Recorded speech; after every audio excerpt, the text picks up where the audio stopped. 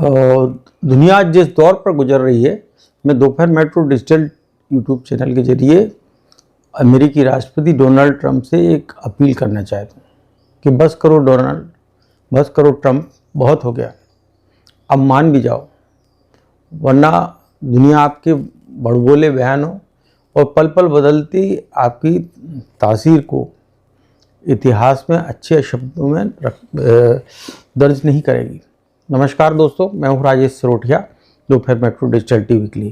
Donald Trump ने पिछले एक पखवाड़े से भी ज़्यादा का वक्त गुजर चुका है, लेकिन उनके पिछले महीने भर के बयानों को अगर आप देखें तो वो हर बार अपनी बात से बदलते आ रहे हैं।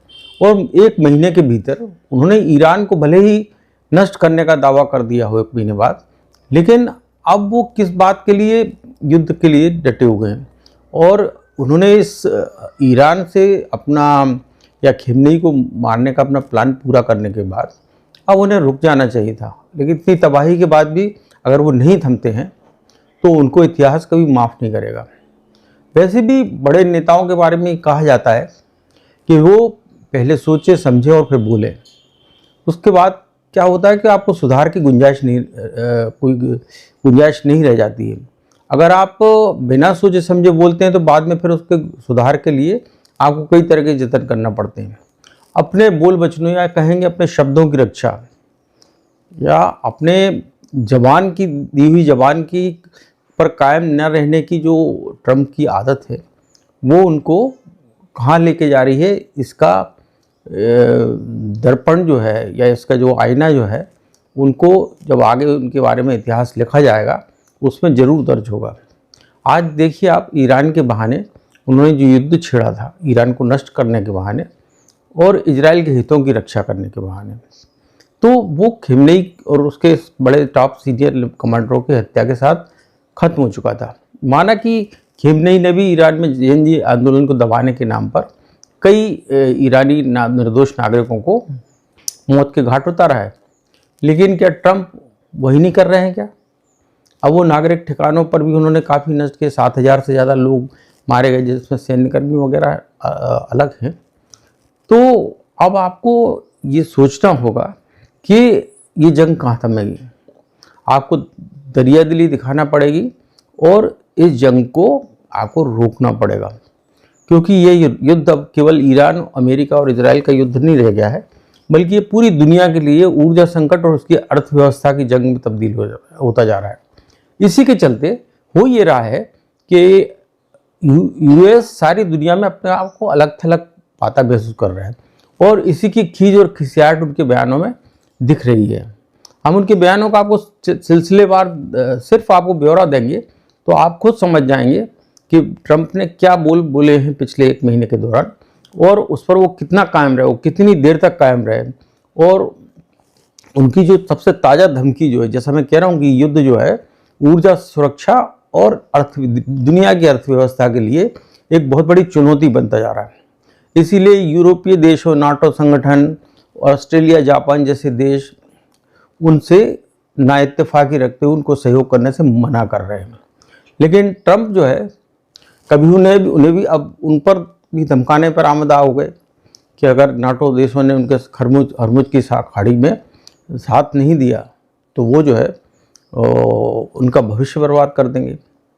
देर रात उन्होंने दावा किया कि उनकी सैन्य क्षमता, उनकी वायुसेना क्षमता, उनकी मिसाइल क्षमता को 90 से 95% तक नष्ट कर दिया है।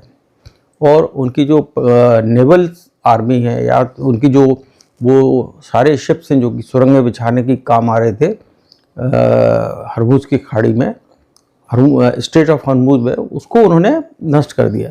तो अब सब ये कर दिया है तो आपको फिर थम जाना चाहिए, आपको अपने युद्ध को रोक देना चाहिए, क्योंकि इससे पूरी दुनिया और ईरान ही तबाह नहीं हो रहा है, आपकी खुद की अर्थव्यवस्था भी तबाह हो रही। इसके लिए आपको दुनिया तो छोड़िए, आपकी खुद के देश की जनता कभी माफ़ नहीं करेगी। अगर आपने अपने आप को नहीं रोका और बड़े दरिया दिल दिखाते हुए अपने कदम पीछे नहीं खींचे तो आप एक विजेता होकर भी इतिहास में एक बहुत ही तुनक मिजाज नेता के रूप में आपका आकलन किया जाएगा। अब हम आपको सुनाते हैं कि उन्होंने पल पल अपने बयान जो बदले हैं वो कब कैसे क्या कहा है। ईरान युद्ध के शुरू होने के पहले ही उनके बयानों का सिलसिला शुरू हो गया था और पराकाष्ठा अब हो गई है जब उन्होंने बीती रात ये कह दिया कि हम सब नष्ट कर चुके हैं, लेकिन फिर भी वो फिर सवाल ही उठता है फिर हरमुज की खाड़ी में आप क्या करना चाहते हो, करने देना, वो उसका क्षेत्र है, उसकी सीमा क्षेत्र है, उसको अपना कारोबार करने दें। दूसरी दुनिया के देशों को भी तो ऊर्जा का संकट पैदा हो रहा है, गैस की सप्लाई रुकी हुई है। आपको अपने उन मित्र खाड़ी देशों की चिंता नहीं है जो आपके लिए अपना सैन्य भेज दे रहे थे और उनको नुकसान जब हुआ तो आपने उनको बचाने के कोई प्रयास नहीं किए। तो आप समझ लीजिए यूरोपीय देशों से मिडिल ईस्ट तक आपके खिलाफ जो विरोध के स्वर उभर रहे हैं या जो देश अभी भी तटस्थ बने हुए हैं वो भी आपके प्रति कोई अच्छा भाव नहीं रख रहे हैं। अब देखिए आप 20 फरवरी को व्हाइट हाउस में उन्होंने कहा कि ईरान के साथ मैं युद्ध नहीं चाहता, अमेरिका का सिर्फ एक लक्ष्य है यह सुनिश्चित करना है कि ईरान परमाणु हथियार ना बनाए। तो आप ये बात साफ है, ईरान साफ कह चुका कि वो कोई परमाणु हथियार न बना रहा है, ना उसका कोई परमाणु बम बनाने का कोई कार्यक्रम है, वो उसको दिखाने भी तैयार है, लेकिन वो जो है उनकी बात नहीं रुकी। फिर उन्होंने कहा कि ईरान ने अगर अमेरिकी हितों को चुनौती दी तो बेहद कड़ा जवाब देगा अमेरिका, सैन्य कार्रवाई से भी नहीं पूछा हटेगा। ये उन्होंने 25 जनवरी को बयान दिया। 28 जनवरी को उन्होंने कहा कि इजराइल के साथ मिलकर ईरान पर हमने हवाई हमले कर दिए हैं और यह सीमित सैन्य अभियान है, यानी ये लंबा नहीं चलेगा, और अमेरिका का लक्ष्य कुछ रणनीतिक ठिकानों को नष्ट करना है, यानी कि ना कि पूर्ण युद्ध छेड़ना। अब देखिए फिर 5 मार्च को उनका बयान आया, दावा किया कि ईरान की सैन्य क्षमता खत्म कर दी गई है, और ये बीती रात भी उन्होंने कहा ये बात को। तो जब आपने सब कुछ नष्ट कर दिया, सैन्य क्षमता, किसी देश की सबसे बड़ी ताकत उसकी सैन्य क्षमता होती, अगर आपकी निगाह में या आपके दावे के मुताबिक सही माना जाए जब ये खत्म हो गई है तो फिर आप युद्ध क्यों जारी रख रहे हैं? आप सिर्फ ये कह रहे हैं कि हम सिर्फ मजे के लिए युद्ध कर रहे हैं। 10 मार्च को उन्होंने कहा कि जरूरत पड़ी तो लंबे समय तक अभियान चलाने तैयार है, यानी कि पहले आप सीमित युद्ध कर रहे थे रणनीतिक लक्ष्यों को प्राप्त करने के लिए, अब आप कह रहे हैं कि नहीं हम उसको तो आगे करने के तैयार हैं। 14 मार्च को उन्होंने कहा कि अमेरिका युद्ध में आगे चलता है और ज़रूरी हुआ तो खार के ठिकानों पर हमले किए जा सकते हैं और खार के ठिकानों पर उन्हें वहाँ पर भी सैन्य क्षमता नष्ट करने का दावा किया। अब वहाँ बचा है क्या, जहाँ से 90% ईरान अपने जो निर्यात जो है इसी खार द्वीप पर बने तेल भंडारों रिफाइनरी टर्मिनल से करता है, जिससे न सिर्फ यूरोप बल्कि एशियाई देशों के साथ चीन तक ये तेल और गैस जाती है। और बाद में उन्होंने मजे की बात कर दी कि मजे से के लिए युद्ध लड़ रहा हूँ, जंग तो ख़त्म हो चुकी, जीत चुके हैं, लेकिन मजे I am fighting this for my fun. तो ये तो बड़ा उन्होंने अमेरिका ने पूरी दुनिया को हास्यास्पद स्थिति में लाकर खड़ा कर दिया है, और वो अपने ही कहे शब्दों की अगर रक्षा नहीं कर पा रहे। अब उन्होंने पहले मना कर दिया यूरोपीय देशों कि हमें किसी सहयोग नहीं, अमेरिका खुद अपने दम पर जो है ये मुकाबला करने को तैयार है। बाद में उन्होंने उससे सहयोग मांगा तो सारे लोगों ने कहा कि हरमुज की खाड़ी में हम आपका साथ नहीं देंगे।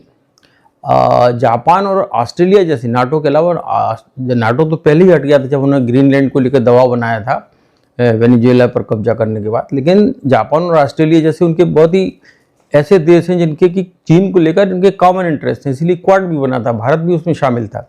तो उन्होंने साफ कह दिया कि हम वहाँ हरमुज की खाड़ी में अपनी टांग नहीं फंसाएंगे। तो अब आप क्या कर रहे हैं कि हम अपने दम पे कर देंगे, यूरोपीय संगठनों को उसका खामियाजा भुगतना पड़ेगा। फिर रात को कहते कि हमने सब नष्ट कर दिया। अब वो कह रहे हैं कि हम उसके तेल ठिकानों को और उसकी पाइपलाइन को भी ध्वस्त कर देंगे जो खर्ग द्वीप में जा रही है, जहाँ से कि ईरान से पाइपलाइनों के जरिए साला तेल आता है, और वो तेल बाद में जाके उस पर LNG CNG और कच्चे ईंधन सारी चीज़ों में वो होता है।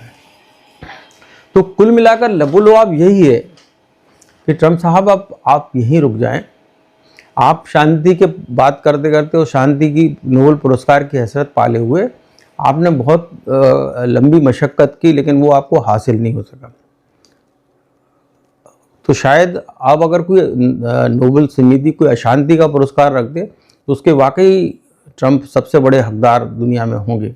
लेकिन ये वक्त जो, क्योंकि ईरान ने तो बहुत साफ कह दिया है, ईरान के विदेश मंत्री अब्बास अगराची ने, कि हम तो जो है युद्ध हमने शुरू नहीं किया, तो इसलिए हम बंद क्यों करें युद्ध। तो हमने जब जंग शुरू की अमेरिका इजराइल ने, तो हमने अपनी रक्षा के लिए किया, तो हमारे पीछे हटने का तो कोई सवाल ही नहीं है। यानी कि ईरान की नीति साफ है कि हम तो डूबेंगे सनम, तुम्हें भी ले डूबेंगे। लेकिन ये बात अमेरिका और ईरान के आर्थिक हितों तक सीमित नहीं है, सैन्य हितों तक सीमित नहीं है। इससे अमेरिकी नागरिकों पर भी बोझ पड़ने वाला है, और दुनिया के देश तो इसका साइड इफेक्ट झेल ही रहे हैं। और वो किस तरह से अपने देश की जनता को नियंत्रण में रखे हुए हैं। तेल की सप्लाई का संकट तो अभी नहीं पैदा हुआ, लेकिन गैस की किल्लत कई देशों में, भारत सहित कई देशों में शुरू हो गई है, और आगे चल के LNG पर भी हो जाएगा। क्योंकि जब तक ये युद्ध नहीं रुकेगा, कतर LNG और CNG का जो वर्ल्ड का सबसे बड़ा सप्लायर है LPG का, वो अपना संयंत्र शुरू नहीं करेगा अल्फारान में। तो इस सारी वार्ता का यही है कि अब ट्रंप जो है, उन्होंने युद्ध शुरू किया था, वही युद्ध खत्म करें और अपना बड़ा दिल दिखाएं, ताकि उनको दुनिया के महान देश अमेरिका जैसे महान देश के महान नेता के रूप में जाना जाए कि उन्होंने बड़ा वो दिखाया। लेकिन अपनी हठधर्मिता पर अगर वो कायम रहे और अपने शब्दों की बार बार पल पल बदलते, पल में तोला पल में माशा, यानी हर पल एक नया बयान देना हो जो पिछले बयान से कंट्राडिक्टरी हो, तो ये सारी चीज़ें जो है एक विश्व के सबसे स्वस्थ लोकतंत्र कहे जाने वाले अमेरिका के लोकतांत्रिक मूल्यों को भी लहूलुहान कर रहा है। आर्थिक क्षति तो अमेरिका को भी उठानी पड़ी है। 100 अरब डॉलर से ज़्यादा का खर्चा अब इस युद्ध में हो चुका है, और जो नुकसान हुए हैं उसकी तो बात अलग ही है। तो अब हम तो ट्रंप साहब से बस इस नोट के साथ इस अपने वीडियो को ख़त्म करना चाहूँगा कि ट्रंप साहब अब तो मान भी जाओ, बहुत हो गया, और अपने शब्दों की रक्षा पर कायम रहो और करने की कोशिश करो। नमस्कार। आपको ये वीडियो अच्छा लगा हो तो इसे लाइक करें, शेयर करें और इंतज़ार करें हमारे नए वीडियो के लिए। तब तक के लिए आपसे हम विदा चाहते हैं। धन्यवाद।